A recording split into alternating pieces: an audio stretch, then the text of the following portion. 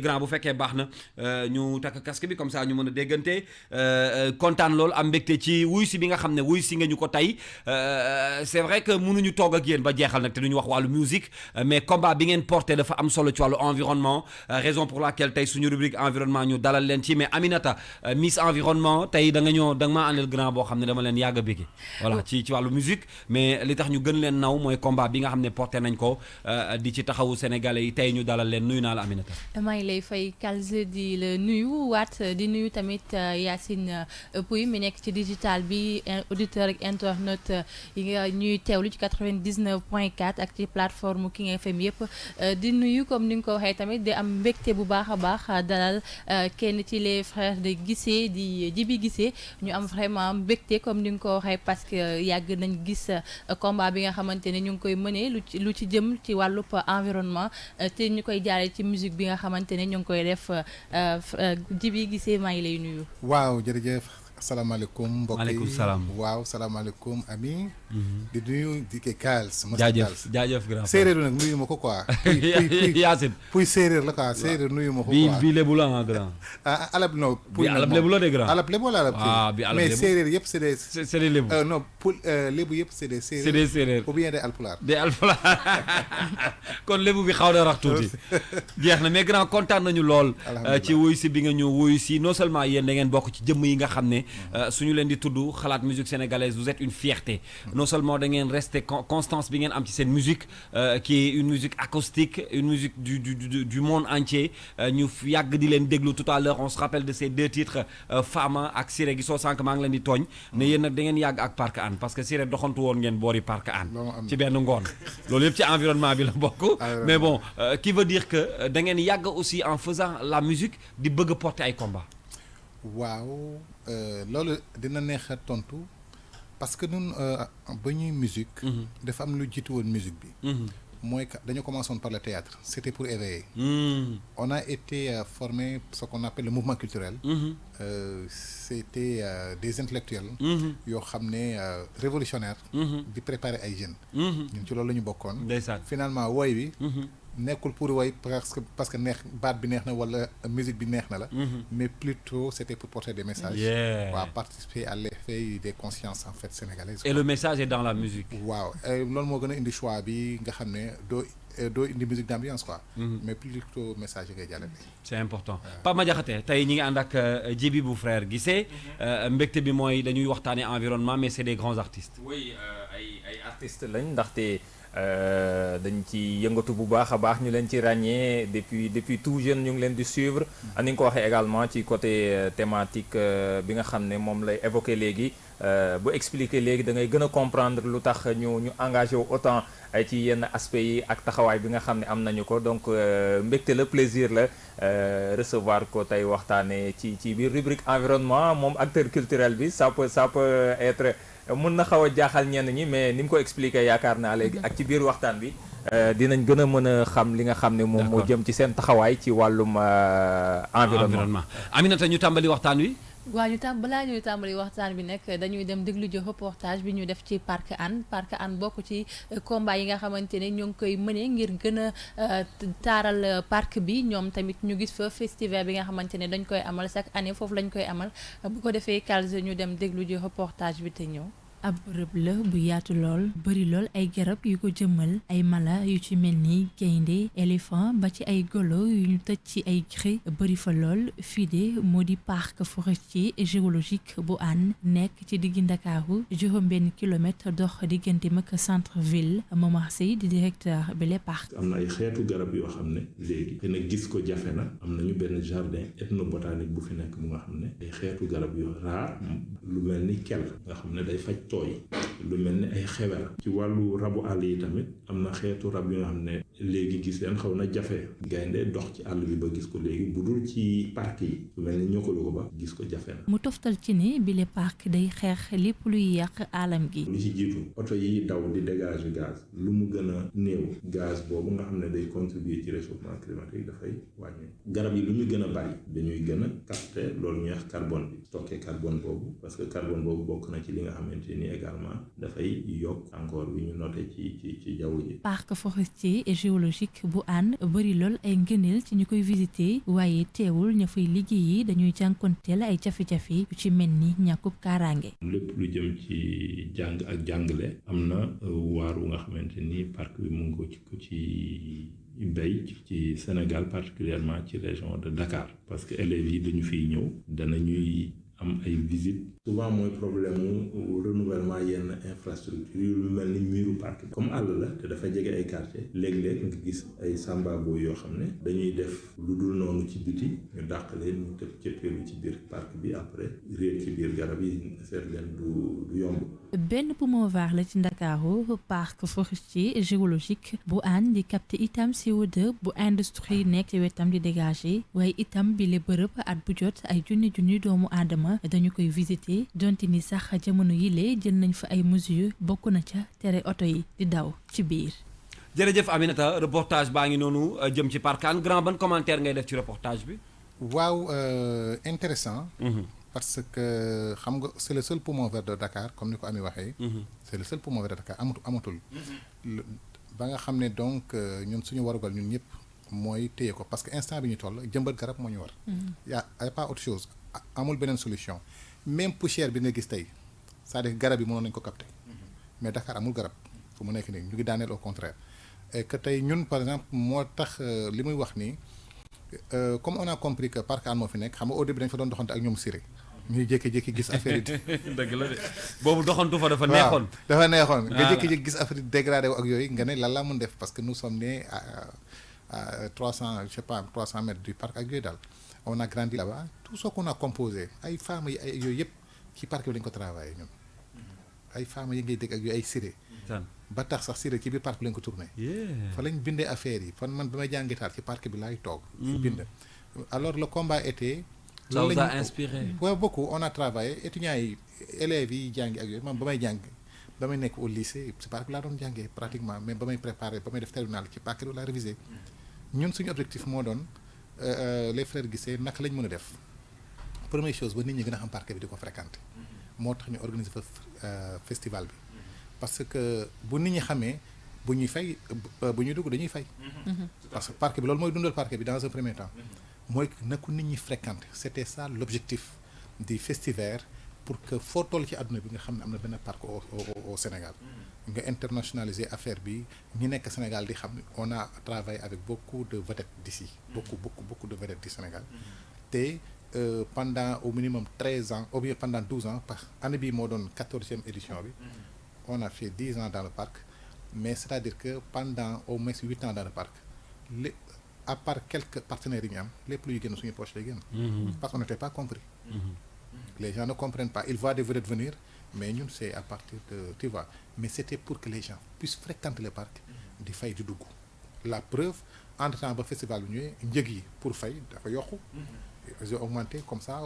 ñun participation la ñu mënoon def mais deuxième volet ñun suñu participation ci parc bi maintenant ça devait être d'aller chercher des partenaires même sur le plan international volet bi ñun ci loolu lañ pour développer voilà pour gën ko développer voilà d'accord parc bi bu njëkkoon nee nga yàgg ngeen ko fréquenter yow melokaanu parc bi boobu ak léegi nan nga ko gisee est-ce que amul yenn ay changement ci biir si am na changement parce que heureusement sax bon je dirais qu'il y a quelque chose de positif à un certain moment à part que instant bi ñu toll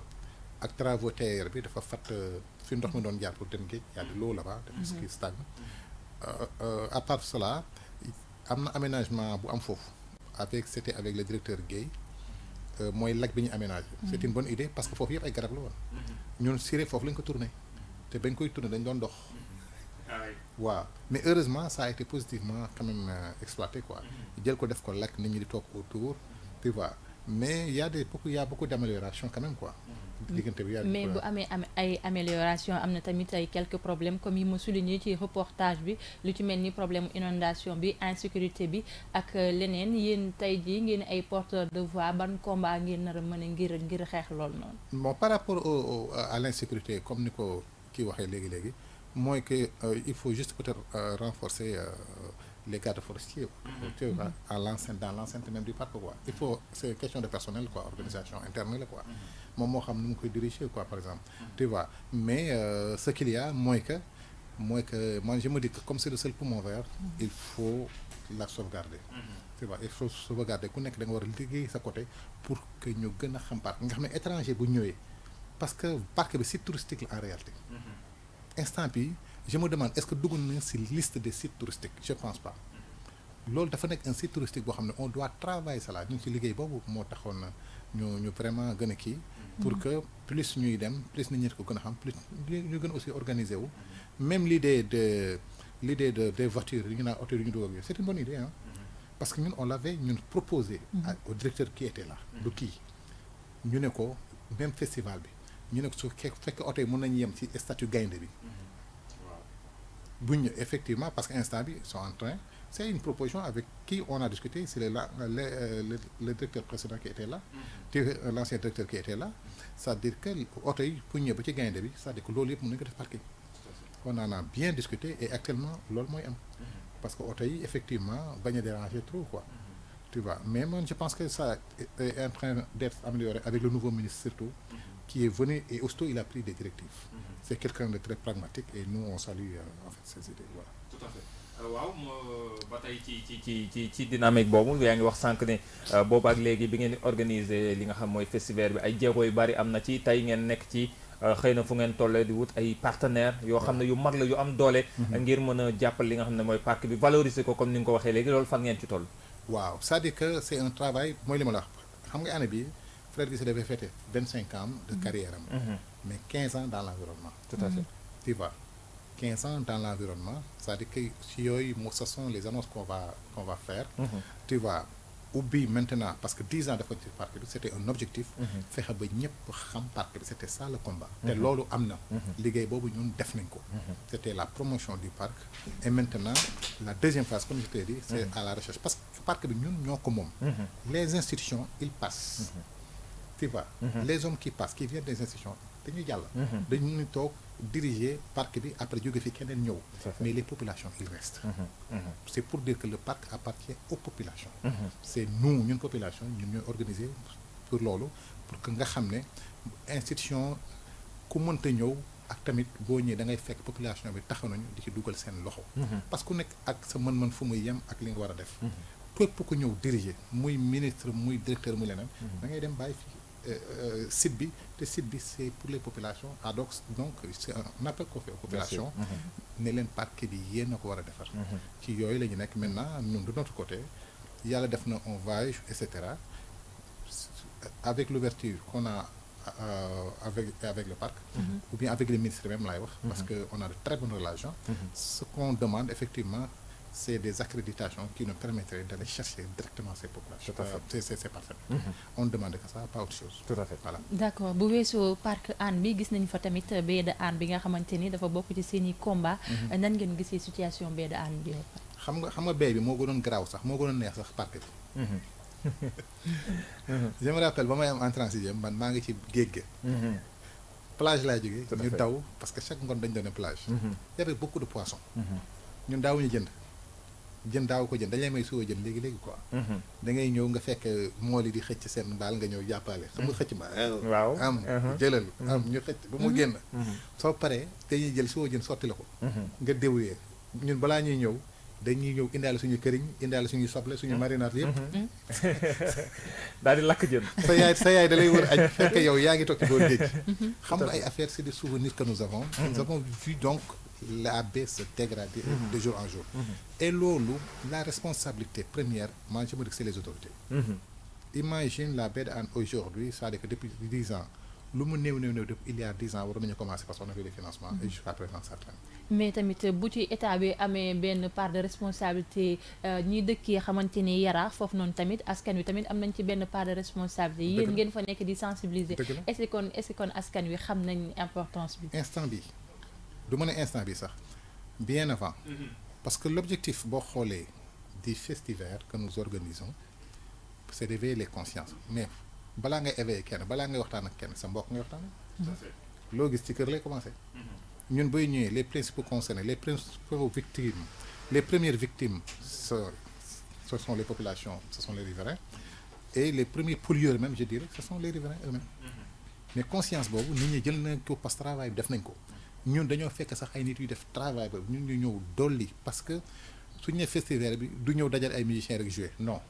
ñun on paye des musiciens pour drainer les populations le public dans le parc maintenant organiser des conférences c'est des panels qu'on organise avec des experts des professionnels du ñu ñoo koy def du jëbi gis mooy ñëw di affaire non il y a des experts yoo xam dañ leen di woo et des psychologues tels que le professeur Djibi Diakhaté tel que tu vois le gars de la RSE le Fatna Touram là tu vois des professionnels qui viennent avec les professeurs Aliou Guissé qui moom la ñu dénk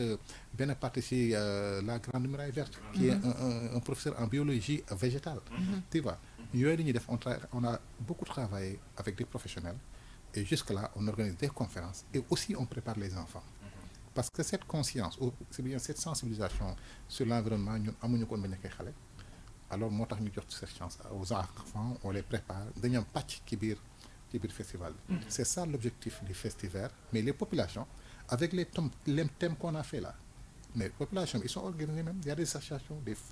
associations féminines et puis ils sont très avertis maintenant les gens ils savent là-bas dans le cas des orties et on n'a pas compris même année bi ça a été renvoyé c'était déjà parti on a un directeur de ONAS qui est bien qui est très organisé on n'a pas compris jusqu'au dernier moment ñu retirer benn affaire pour que encore ça va ralentir le processus de dépollution d'accord no processus de dépollution boobu noonu laa bëggoon ñu waxtaanee gis nañ ne mu nekkoon projet boo xamante ni 2009 ba 2019 la waroon yem 10 ans mais gis nañ ba tey jii nii gis dooraguñ ko sax yow loolu nan nga gisee loolu ak tamit fan nga jàpp ni faute bi foofu la nekk ci état yi la wala bailleurs yi non c'est pas les bailleurs ils ont déjà posé l'argent les financements depuis 10 ans mu ngi fi les populations sont là mais moi personnellement laay wax sax j'ai toujours décrié benn affaire c'est-à-dire que il faut ñu boole ci population yi dëgg il faut ñu boole leen ci jox leen ci seen ak parce que c'est les premiers pollués d'abord et ñun boo xoolee am na benn film boo xam dans lequel je suis loolu laa décrié tu vois ça fait même 5 ans maintenant et que c'est ça qu'on a commencé à avoir avec le nouveau directeur de ONAS tu vois moom la ñu ak Sakho c'est ça qu'on a commencé à avoir c'est-à-dire que cette oreille attentive tu vois du directeur de ONAS parce que moom moo gère finalement affaire mais c'est-à-dire que la grande surprise au dernier moment ñu naan question appel d'offre boo xam ne jaarul yoon ak parti nous c'est des choses yoo xam ne daf ñu sonal parce que 10 ans les fonds étaient là et que ku la jox xaalis boo ci deful loolu mais mën na nangu xaalis mine de rien dafay day continuer di dégrader wu mais ça dit que c'est le problème qu'il y a mais les populations elles-mêmes bu ñu leen joxee les moyens ils vont le faire am nañ expérience c'est des associations on travaille avec des professionnels et cetera mais bailleurs yi nee nañ génne nañu 79 milliards mais 79 milliards yooyu xanaa mënoon nañ cee door projet bi donc ëpp na ko mais fu mu nekk nii loolu c'est-à-dire que ay question d'appel d'offres rek moi je me dis que c'est du retard quoi c'est-à-dire que il faut éviter que l'argent destiné à la dépollution de la baie de Hann aille ailleurs c'est ça quoi d'accord loolu lan nga ciy wax jëwriñ bi yore wàllu alam gi muy Abdou Karim Sall lan nga ciy wax bon xaaral nag ak clim bi mënu ma ci dara voilà man sama oto du ma taal sax clim quoi damay tàmmuñu ko parce que baaxul ci baat yi tout à fait ñu ne woykat duñu laal clim quoi balle ma tout à fait waaw man je me dis que toujours l'idée qu'on a rek mooy qu'on est très ouvert on a un ministre boo xam ne mu ñuy déglu à chaque fois buy dem fenn dafa bëgg sax ñun ñu gunge ko moi je me dis que instant bi fi ñu toll daal population yi ñuy soxla mooy na affaire bi gaaw de deux na ñu permettre aux populations de dugal seen loxo parce que y a des choses ça ne se règle pas dans les bureaux parce que boo xam ne une personne qui est là présente sur le terrain di dund kooku mooy la première personne waxal moo gën a mën a defar bu ñu leen écarter les populations locales de Yaraax c'est-à-dire que bu ñu leen boolewul ci affaire yi c'est-à-dire que dara du dem parce que lu ñu léegi aussi ñoom mën nañ ko yàq sans le savoir tout à fait c'est quelque chose que c'est pas dans des bureaux que ça se règle c'est pas par des décrets c'est pas c'est-à-dire que c'est une synergie entre vraiment les autorités en fait locales et les populations parce que les bailleurs ont déjà fait leur travail et il serait inadmissible que l'argent reparte vers ces bailleurs parce que si on utilise ça va aller ça fait 10 ans que les fonds sont là nous on ne comprend pas pourquoi ba léegi dépollution mënuñu commencer Ça, on ne comprend pas. Et on déplore ces situations. Nous exigeons que les autorités viennent vers les populations. Et permettre ces populations, permettre même nous organiser, les moyens d'organisation. Et puis travailler beaucoup sur la sensibilisation. Parce que pour toute chose, c'est la sensibilisation mon premier acte à faire. Sinon, on va aller à l'aveuglette parce qu'on veut faire, on va faire. Mais tant qu'il n'y a pas cette sensibilisation, pour moi, ça veut dire que c'est un faux départ. Sensibilisation boobu bu ñu nee sensibilisation état bi am na lu mu ciy def yéen les frères gis ndax am ngeen son boo xam ne musique ci côté musicalement je veux dire loo xam ne def ngeen ci lu weesu je veux dire li nga xam ne moom mooy festival. waaw xam nga ñun c'est-à-dire que thème bu nekk dañ ci am benn woy. thème bu nekk sur l'environnement dañ ci am benn woy gis nga lii par exemple.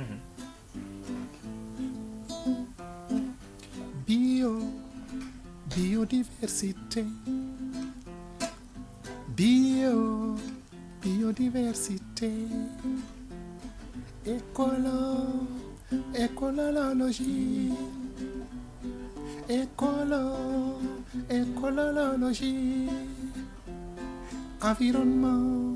Environnement et vie. L'environnement c'est notre vie. bi mooy suñu environnement. waaw bi mooy suñu environnement. parce que li ñu ciy wax mooy lii par exemple. Yàlla sàkkal na doomu aadama sàkk asamaan sàkk suuf tegal ñu ci oxygène waaye doomu aadama ak i pexeem ak i lëj-lëjam sonal na asamaan si sonal naaj wi sonal weer wi sonal na ba deew ya xool ma ne naaj bi dafa mer ba sànni ñu tàngooram tàngoor googu daaneel na galaas yi sa géej ga daal di mer dal suñu kaw nangu suñuy kër bay nangu waale sax suñuy bakkan lii lépp du kenn ku dul bànne aadama kon biodiversité li neex na waay biodiversité écologie. Ça c'est un hymne. Écologie. Environnement et vie. Alors titre bi génnagul. yaakam dinañ mu génn. ñun dañ koy teel a jël def ko générique. moom laa ko doon posé léegi lu tax yii nii ça tarde à sortir parce que dañu xam ne l'artiste ci benn côté dafa am aspect boo xam ne taxawaay bu mu war am par rapport ak li xew ci société bi yéen a ngi ci taxaw ci festival mais son yi lu tax muy tàgg di génn wala c'est une volonté personnelle de le garder wala temps bi dafa jotagul. xam nga soo bëggee def lu baax toujours ça prend du temps. toujours mën na dem sax ba dépasser temps parce que yéene ba nga ciy am ça c'est un. de deux moi je me dis que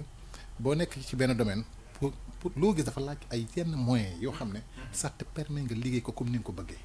tu vois ñun instant bi ñu toll on est en train de travailler avec le ministère de l'environnement on a introduit même le projet di xaar réaction bi. nee na ñu vont nous recevoir bientôt parce que comme je l'ai dit tout à l'heure thème bu nekk ñun dañ ci am benn woy boo xam ne dañ ko teg. te woy boobu c'est-à-dire que woy bu nekk bu ñu ko woyee dina indi conscience. tu vois nit ñi. tu vois parce que liggéey la daal. mais liggéey xam nga liggéey boo xoolee liggéey doole ni dafa am fu muy yem. te booy def dara bu def à moitié. vas-y à fond boo amul wutil seetal foo amee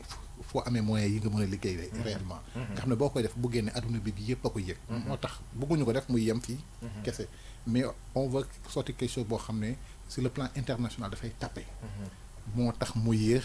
parce que effectivement on est en train de chercher les moyens de le faire. Et je pense qu'on doit. Inch'Allah ñu ngi leen koy ñaanal en tout cas. parce que c'est un combat très noble. Aminata. d'accord kon mën nañoo xaar titre yi léegi Inch'Allah. d'accord leneen li ma bëggoon ñu waxtaanee bu weesoo loo xamante ni foofu ci Yaraax la mooy gis nañ démb njiitu réew mi doon inauguré parc éolien bi fële ca Taïba Ndiaye. yéen loolu ban gis-gis ngeen ci am. waaw il n'est jamais trop tard parce que affaire éolienne ñun waroon nañ ci dugg bu yàgg. xam ak lan ak solaire. bon éolienne bi man j'ai pas tous les renseignements parce que éolienne si boppam normalement solaire mën na ko dawal à part ngelaw li même solaire mën na ko dimbali muy dem ci lu bari parce que bu ñu nee éolienne aussi c'est pas seulement que daf ñuy jox énergie kese même ndox mi ça mën nañ ko xëccaaleel xaw ma ba xam ne liggéey nañ ci ou pas mooy li ma lay wax c'est-à-dire que y a des domaines bu ci même autorités yi buñ ci nekkee dañu war a woo yenn acteurs yi ñëw laaj leen seen xalaat dafa mel ni man boo ne musique tey boo dajalee musiciens yëpp nga fàtte ma c'est-à-dire que man am na loo xam ne mu ngi sama xel wala sama bopp te waroon na ci bokk dëgg la parce que nit ku nekk am na lu nekk sa bopp te nekk effectivement noonu la demee ñun ba ñuy liggéey ci wàllu éolienne ak benn association bu tudd ASDEP ça fait à peu près 8 ans je pense et on parlait d'éolienne parce que éolienne la ñu bëggoon def ci parc bi ci biir parc bi pour xëccal énergie nga xam ne parc bi dafay am courant ba pare amaale ndox muy ñëw te courant boobu mënoon na alimenter sax yaraax sur la base d'énergie énergie propre waaw parce que énergie renouvelable la ñu war a utiliser am nañu solaire bi te loolu fii naaj kese la ñun on est en retard ci loolu instant bi kër gu nekk di fay facture courant pour man instant bi ñu toll loolu je me dis que ça war nañ ko dépasser éolienne bi nag c'est ça la force c'est pas trop tard mais je pense au contraire il doit pas avoir seulement benn centrale mais war na am ay centrales yu bëri et nous encourageons les autorités sur cette idée et nous encourageons aussi l'idée éolienne ñu teg ko feneen pour que mën waaw tout à fait oui Aminata d'accord beneen question bi ma bëggoon ñu jeexalee mooy affaire déguerpissement bi nga xamante ne gis nañ ko léegi ci Dakar bi ci mujj rek mooy rond-point Liberté 6 yow nan nga gis ne état bi da ko yéex a def wala heure bi mu ko def baax waaw non il n'est jamais trop tard nit ñi xam nañ ne dëkk bi am na ay yoo xam ne da ngay waaru daal dafa manqué xam nañ ñun problème que nous avons pour dire vrai au Sénégal problème d'éducation la ñu am ñëpp xam nañ problème d'éducation la ñu am nit mun na ñëw def lu ko neex dem yoonam il se comporte comme il veut que soit ci circulation xool circulation nit ñi dañuy xeex xam nga lu nit ñi dañuy xool naan tubaab bi dañoo yaru non sanction yi dañ koy appliquer foofu gënuñu yeru gënuñu dara mais c'est-à-dire que sanctions yi dañ koy appliquer foofu fii les sanctions on les applique pas ou bien nit ñi dëgër bopp daal mais nañu comprendre leen mooy Sénégal ñun suñu Sénégal la bu baaxee ñun la bu bonee ñun la te bu defar di am ñun ñoo ko mën defar du étranger moo ko mën defar je pense que yenn initiative déguerpir les gens c'est pas mal il faut prendre des initiatives parce que si on range pas les choses là suñ ko rangé wul rek dafay am débordement et qu'on voit partout il y a des débordements aussi quoi effectivement enfin il faut prendre des initiatives c'est une très bonne initiative tout à fait waaw merci beaucoup di xam naa ne waxtu wee nu xaw a xoj mais bëggoon nañu gën a yaatal waxtaan wi ci aspect bi nga xam ne ci mooy jëm ci environnement bi nekk na loo xam ne wax nga ko rappelé nga ko yàgg na bu nga xam ne yéen a ngi ciy taxaw notamment festival bi nga xam ne def ko nga ak way yi nga xam ne yéen a ngi ci yëngu bu baax a baax xanaa kàddu gu mujj rek waaw di leen d'abord di leen féliciter parce que bariwul ay émissions yu ñun yu ñuy investir l'environnement c'est vrai on nous invite parce que on est artiste ak yooyu te xam nga yooyu aussi mais xam nga ni yow foog ñu amaat beneen jotaay artistique waaw loolu moom artiste gars yi ñëw ñu guitare gindi guitare yi ma woo Cheikh andi leket yi Cheikh ma téye ci nopp yi indi ko defal loolu nopp bi lay xëcc indi ko jeex na waaw ñu teg ñaari guitare yi woyal leen on vous encourage et puis voilà vraiment di leen encourage bu baax a baax Aminata merci pour l'invitation dégg nga moo grand jaajëf merci beaucoup ma jaxate kala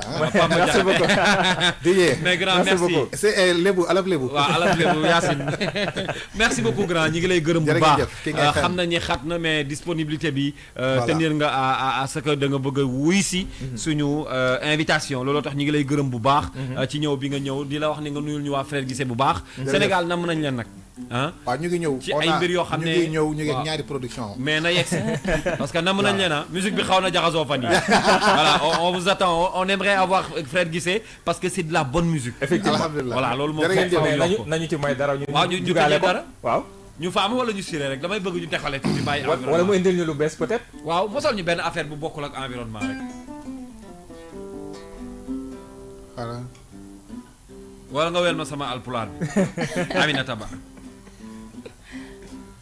man ni ko se liggéey fa waate liggéey malam liggéey way zara kuma kan la géer Giru gernya nelaw na Hayaru alamin Heway zaraba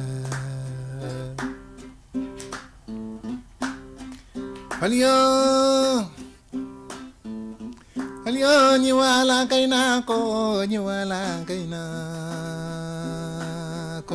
ndeysaan Bapulo baax na ndeysaan Aminata Bapulo Riyama pulo mu nyamata ga chenani min kamino tuma gido ma jaxate kana baax na pilate mo ndanan nga ñaari yoon kaltubaan te mo sama dijee bu ñaawul bi xaritu xale yu jigéen ñi waaw loolu tam dëgg la Yaasin no léegi maa ngi dem doy nañu bi saaraba ndeysaan Malick Mbengue Ndiaye bravo merci beaucoup grand Djibi ñi ngi lay gërëm bu baax bu frère Guissé à la prochaine ñu ngi leen di gërëm merci beaucoup Aminata le dernier mot ou le message merci beaucoup tamit à toi aussi tamit Kals di waxaat nit ñi rek comme niñ ko waxee saa su ne nañ gën a sàmmaat alam gi am na solo jërëjëf merci Pama Diakhaté rendez-vous midi ci page sport bi inchallah tàggat yaram bi dinañ ci indi ay xibaar yu am solo jërëjëf ñu ngi leen di gërëm bu baax a baax ça a été un plaisir d'être